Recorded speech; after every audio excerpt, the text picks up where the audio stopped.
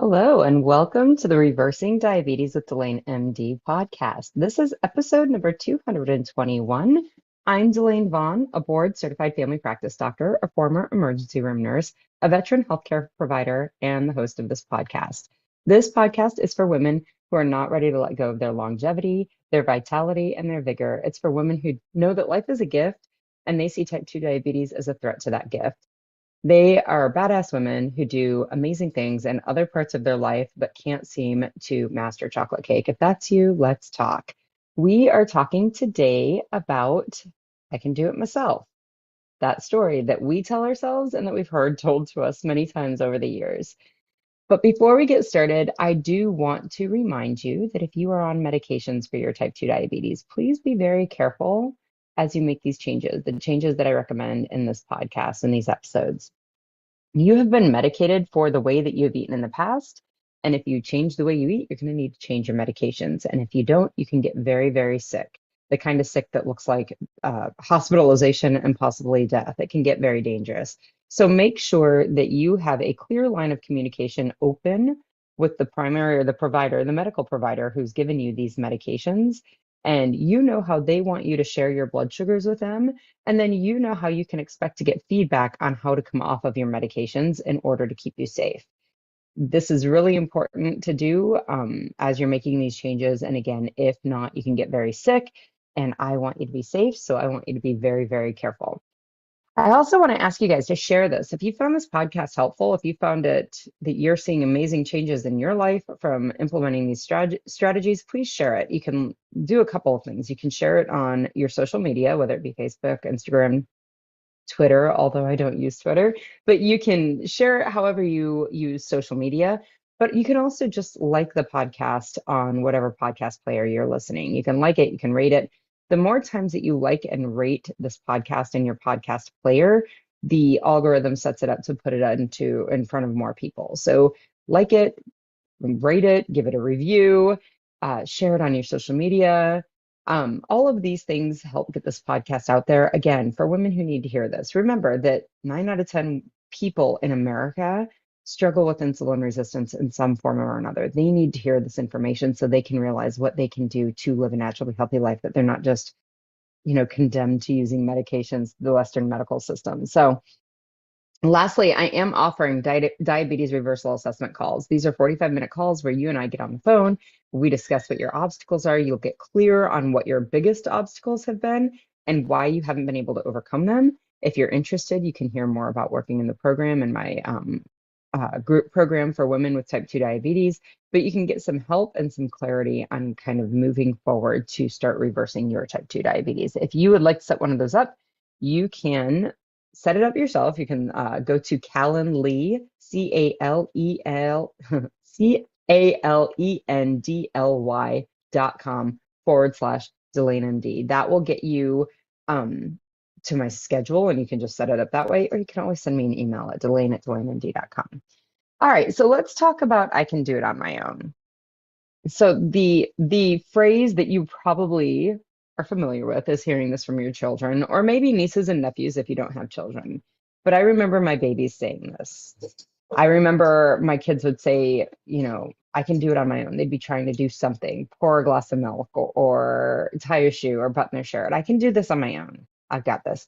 And I used to always tell my kids, I know you can. I know you can do this. And I meant it. And I loved saying it because I felt like, absolutely. I wanted to empower them to keep trying. I believed that they could do it on their own. I didn't want them to think that they couldn't. So when I said, I know you can, I totally meant it. I knew that eventually they would figure out how to tie their shoes or button their shirts or brush their teeth or pour that glass of water. I had no doubt that eventually they would figure it out. With time, with practice, probably with a lot of frustration, they would have totally figured it out. Of course, I knew I had more experience than they did. I understood the benefits of a good teacher, finding somebody who knew how. I knew that they would learn that task so much quicker if they did it.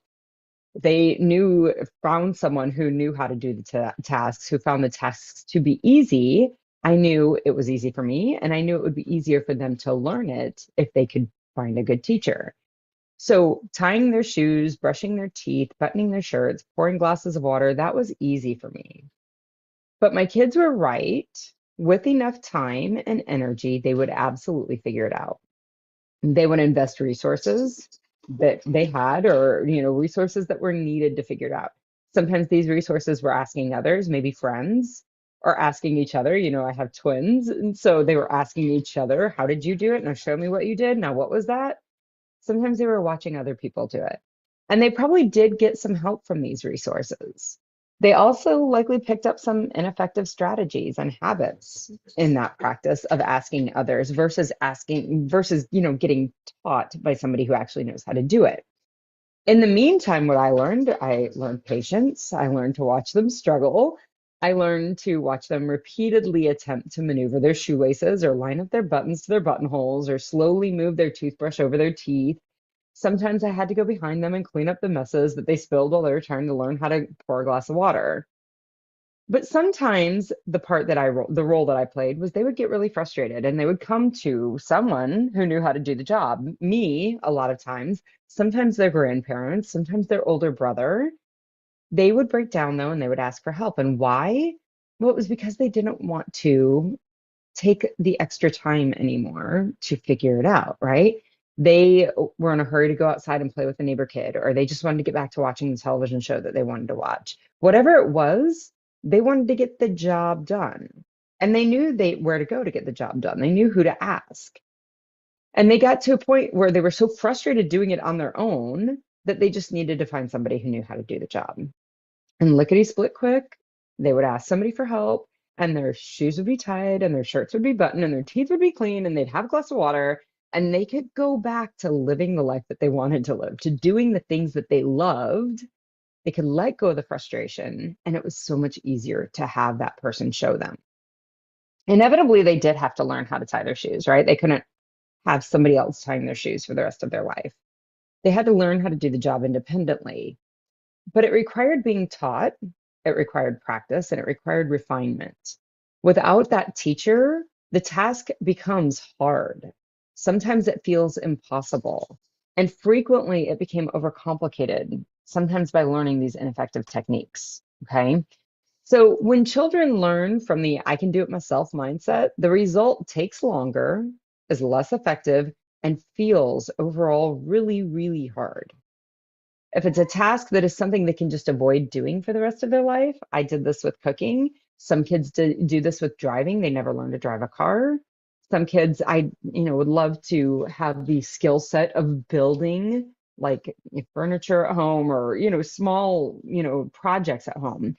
I never mastered learning how to use power tools. So that's not on the things that I do. I have to sign up or I have to pay out for that, right?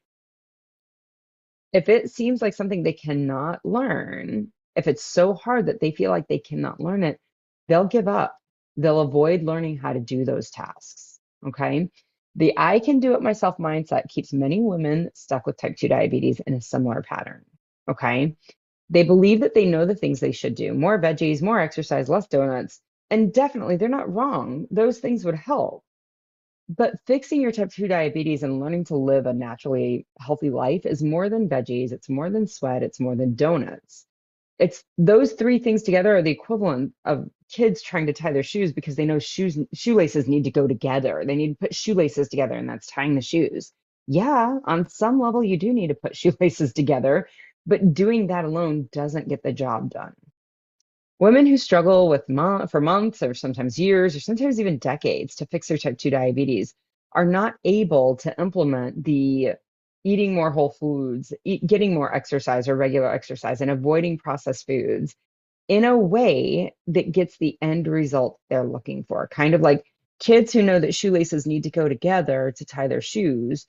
Just putting those shoelaces together are not getting them the end result of a shoe being tied that they're looking for. Okay.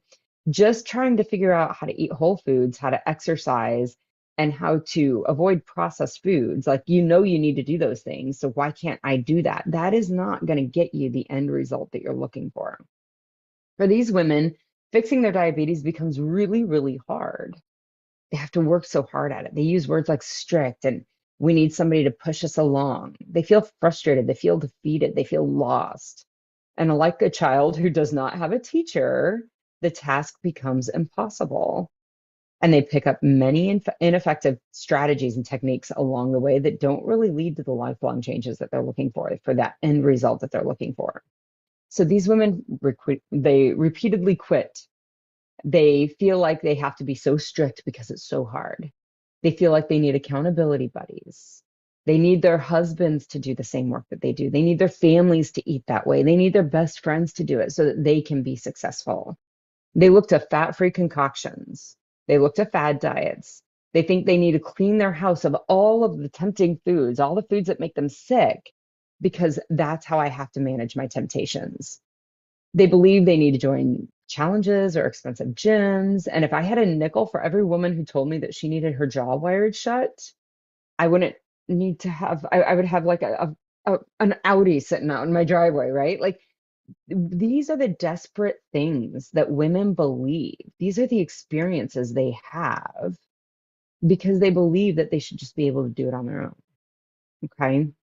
They lose time. Women lose time, energy, and money because I can do it myself. This pattern makes women think that something's wrong with them, that they can't figure it out. They must be broken. They give up. And especially they give up when the medical community is telling them, you don't have to do that hard work. You don't need to change how you eat. There's a med for that. Does any of this sound familiar for you? Ladies, I want to offer you some reassurance. First off, there's nothing wrong with you, and you can absolutely figure it out the same way I thought when my children would be like, I can do it myself. I know you can. I have no doubt you can do it yourself. Okay? There's nothing broken about you. No more than there was about your babies when they were learning to tie shoes or do the tasks that kids learn to do. There's not one thing wrong with that baby.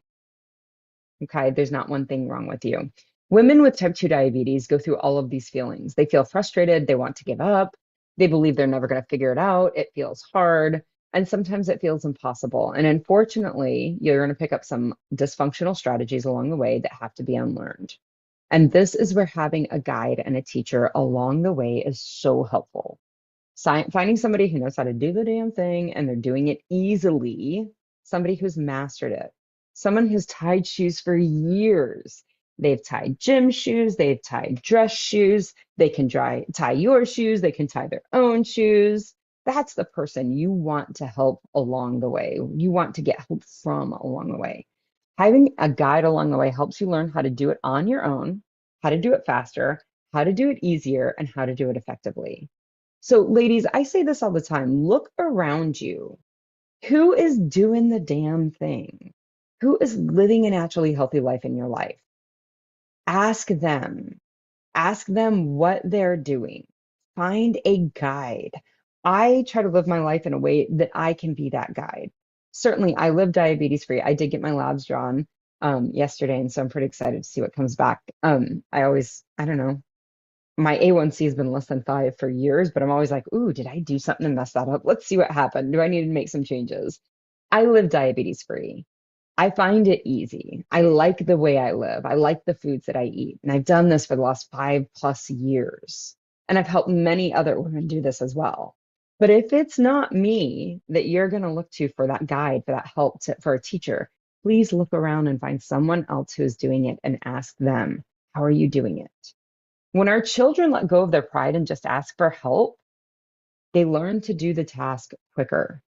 They learn to do the task better. They become more effective at doing the task. When you think of all of the resources you've invested in reversing type 2 diabetes, and if you're listening to this, my suspicion is you're still trying to fix it. You likely see all of these previous times as evidence that you have failed. This is probably the most important place that a teacher comes in, okay? Because this evidence of failure is probably the worst part of not finding the effective teacher that you need to fix your diabetes. When humans fail, we believe it's evidence that we're going to continue to fail. And the more we try and fail, the more we produce evidence that we can't do the thing. This is an example of picking up some ineffective things along the way. This is where having a guide is helpful.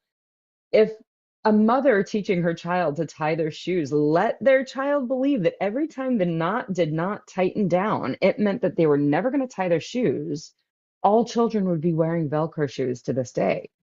Okay. The teacher keeps you from falling into that pattern of belief. If you've ever felt that it's difficult, if you've ever felt that you want to quit, if you ever thought, I'll just go on the meds, I can't do this, if you ever believe that you're never going to figure it out, or if you've ever thought that you should have fixed it by now, you have likely fallen prey to the mentality of, I can do it myself. Ladies, if you are serious about fixing your type 2 diabetes, there is help. Give yourself the gift of putting all of this behind you, the disease, the pattern of trying and stopping and starting and stopping and starting, this idea that you're failing, this horrible feeling that something is broken about you. Put that behind you. Start living your naturally healthy life, the life you've always dreamed of. Know that there is help.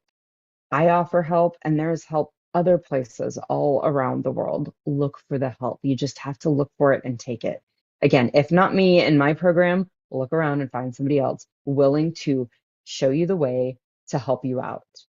If you want to get started, kind of on a baseline what to do, set up that reverse your diabetes assessment call. This is your first step in helping you figure out what the obstacles are and getting you pointed in the right direction. Again, you can schedule it at www.calendly.com/DelaineMD.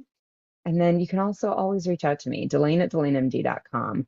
And I'm happy to answer any questions. I'm happy to get you scheduled. I'm happy to do any of those things. If you are not aware, next week on October Friday, I think it's October 28th. For some reason, the 27th and the 28th are both in my head, but it's October, the last Friday in October, 10:30 a.m. Central Time. It is October 27th. I will be hosting a Crush Your Cravings webinar. Basically, we're going to talk about what a craving is, why you have them, and some strategies for managing them, for passing through them, for letting them go, for releasing those. I think this is imperative. 27th is 4 days in front of Halloween, the most candy-laden holiday of the season. And then, of course, that's the jump start to the rest of the holidays. So I think this is really important information for the upcoming holiday season. So if you struggle with cravings in the holidays and you struggle with coming at the end of the holiday season and the new year feeling sicker or seeing worse numbers than you started the holiday season with, this webinar is for that exact scenario. So you can send me an email, Delane@DelaneMD, and you can sign up that way. Or if you go to my Instagram, you can find my link tree, and there is a form, and you can just sign up directly through that. All right, I will be back next week. I hope everybody has a great week. Bye-bye.